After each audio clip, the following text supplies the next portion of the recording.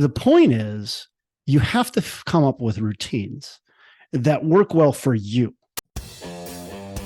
Hello and welcome to Pillars of Wealth Creation, where we talk about creating financial success with a special focus on business and real estate. I'm your host, Todd Dexheimer. Now, let's get to it.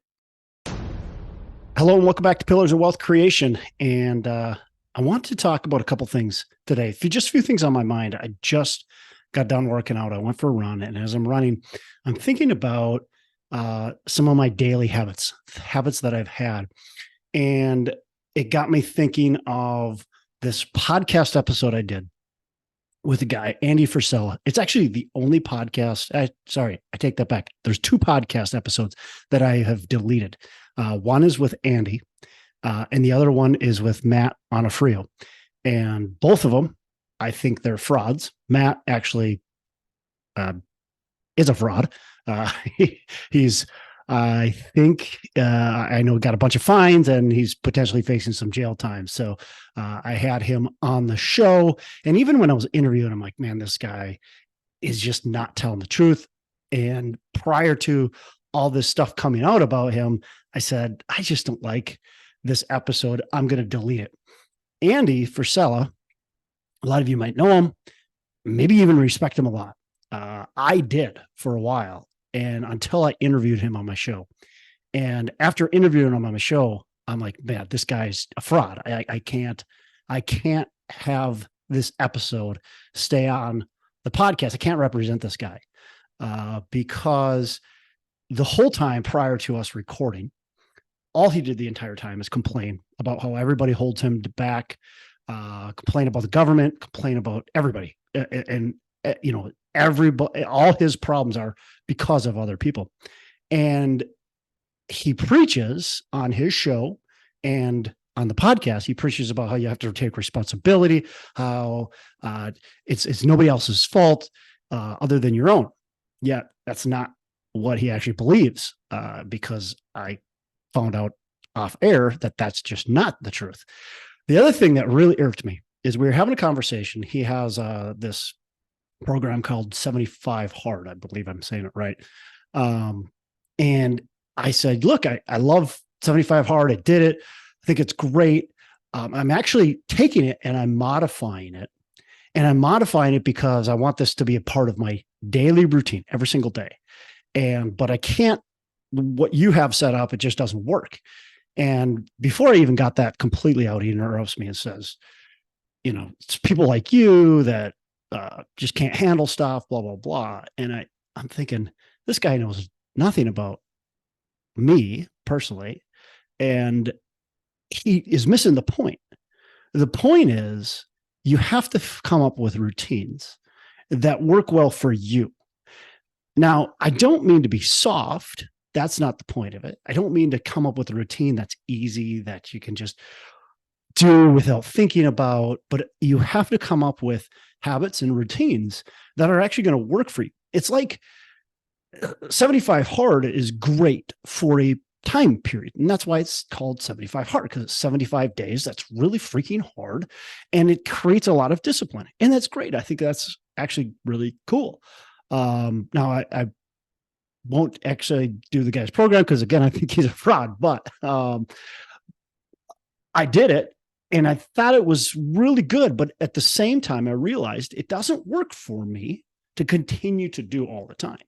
And that's what you have to understand. It's like a crash diet, right? Who's going to go do a crash diet? That's fine. You can do it. And it probably works for a short period of time to go do that crash diet, to lose a bunch of weight, to feel healthy again, to get in shape, or to get to at least a point of balance of some sort where you're like, hey, now I'm here and now I can go to a regular diet, right? And the regular diet doesn't mean you go back to eating junk food and candy bars and crap like that. The regular diet is just something you can actually sustain. And that's the point. So 75 Hard is great for a time period, right? But then we have to do something on our daily routine that we can actually sustain. And I've been thinking about that in several different kind of things of what I'm doing. So for instance, my health. Look, I have a problem, and I like to eat a lot of crappy food, and so that's not good, right? And if I do that, it's not a healthy, sustainable diet. At least it's sustainable. Like I can continue to do it. I'm just going to end up probably dying of something that I don't want to die of, right? And so I need to find that routine that I can get into, that I can make sure I can eat healthy. It doesn't mean I'm going to do this crash diet. In fact, I'm not over really weight, so I'm not going to do a crash diet. But I've got to do the right plan that works for me. I found myself on social media too much. And it's not that I'm looking at cat videos and crap like that, but I'm on social media and I'm looking at these, the short clip videos. And even as you scroll through the short clip videos, you see a lot of crap that you don't want to see. So you're spending time on that, even though I'm going through it and I'm not necessarily pausing at it. I'm just wasting my time, and I catch myself getting distracted by it. While I'm supposed to be focused on my work, I'm getting distracted by this other stuff. So fairly recently, I did more of a social media detox. Now, I didn't completely purge myself of social media. I still did go on it a little bit, but you probably haven't seen me very active on LinkedIn, on Facebook, and on anything else over the last, I would call it, month. And I did that on purpose because I was finding myself distracted by it. I would go and I'd post a video, and then I would scroll through. I would see how many clicks my video got. I would look at the engagement. And then I would also go and look at other things, and I would get caught up in it. And I'd get distracted, and I'd find out all of a sudden, like, holy crap, my day's already over. And I only got like 3 of the things I needed to get done today. And I wanted to get 5 things done. And so I said, look, I'm done. I'm going to cut that out. And also I was wasting time and not probably spending as much quality time with my kids too, which is really bad, right? Really, really bad. I'd rather waste time during my business day than waste time during my day with my family. That time I'll never get back, right? So it's really important for me. So back to the 75 hard. What I did with that is I took that routine and I said, okay, I'm going to figure out what works within that. Okay. And Miracle Morning it gives you a lot of ideas too. So I kind of took and molded these things together and said, okay, these are the things that I'm going to do every single day. I'm going to work out every single day. And it's, for me, it was, 75 hard is 2 workouts for 45 minutes. That doesn't work for me. Like, that's great. I would love to be able to do that. But at this point in time in my life, with my kids, with my business, with the volunteering that I do, just with everything going on, it doesn't work, right? That's not the value of my life, is working out for an hour and a half every single day. So I said, I'm minimum of 30 minutes. Okay. So I'm going to do minimum of 30 minutes. Perfect. Right. I'm going to not eat junk crap. Right. So you're supposed to pick a diet and stick to it. So that's my diet. I'm not going to eat cookies, candy bars, ice cream, stuff like that. Okay. Chips. The big weakness of mine is like chips, tortilla chips, any kind of chips, big weakness, right? I'm going to cut that out, right? Reading. Okay. I'm going to read every single day, journal every single day. Those are the things, those are the habits I've created to say, this is how I'm going to make sure I'm productive every single day. And I time block every single day. Those are the important parts. I pray and journal, prayer journal, and I read the Bible every day. Like, those are important things in my life that I need to make sure that I'm doing. And that's going to create, so we talk about, we always want to create wealth, and wealth is great. And I want to create wealth too. I want to have that financial freedom, and I do have that financial freedom, and I want to continue to have that financial freedom to be able to give when I want to give, to be able to do what I want to do, go where I want to go, spend money on what I want to spend money on, and just have that freedom. But that freedom of the financial is only one aspect of it, right? I want to make sure I've got the whole package together. And I feel like that creates a lot more, just a lot more fulfillment in my life. If I'm just creating financial wealth, if I'm just getting rich, but I'm not growing in my faith journey, for me, my faith in Christ is the most important aspect of my life. And if I'm not growing in that journey, then what's the point of getting rich? For me, it's pointless, right? If I'm not growing in my relationships with my kids, with my wife, with my family and friends, again, what's the point of getting rich? There's no point in it. If I'm getting unhealthy and diseased, again, what's the point? It doesn't make any sense. So we want to make sure we're minding all aspects of our life when we talk about our pillars of wealth. Our pillars of wealth don't just revolve around money.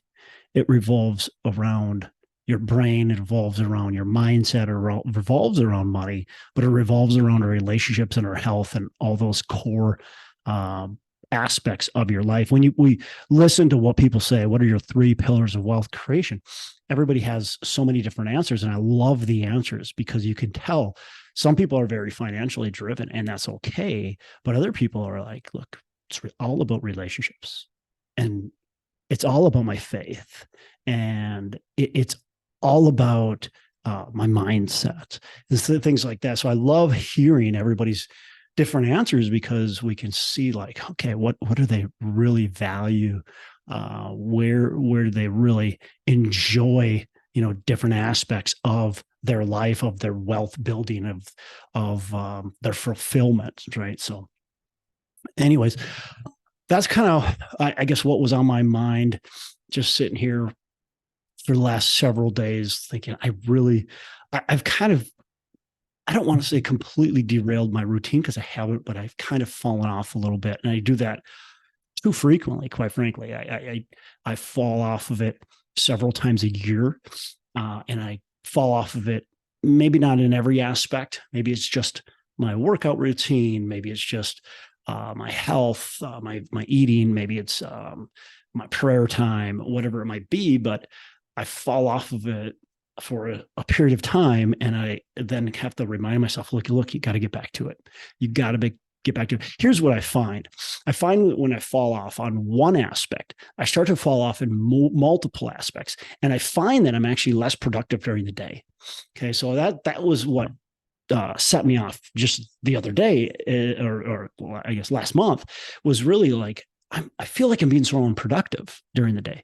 I feel like I'm just not getting what I want done. I'm not getting it done, and I'm not feeling good about it. And I'm sitting here reflecting, and I'm going, you know what? What am I doing? And that's when I came to, look, I'm just kind of mindlessly scrolling sometimes through the social media crap. And I'm going, yeah, and my diet hasn't been that great either. And I haven't been spending as much time in prayer and reflection. I think that's what's causing it. And so when I said I'm done with the social media, or again, not done, but I'm not going to spend much time on it, everything else started falling back into place. And so I have to mind all aspects of my business and my distractions. Distractions are huge, right? For me, at least. Somebody who has ADD like me, look, distractions are a killer. And so figure out what those distractions are. And I figured it out. And, I will get back to the social media, but I have to make sure I'm doing it properly before I get back to it. So I have to be in a good place and to start posting more videos and things on social media. But I want to make sure I've got my routines back in place and feel really good and comfortable about them. So that's all I got for today.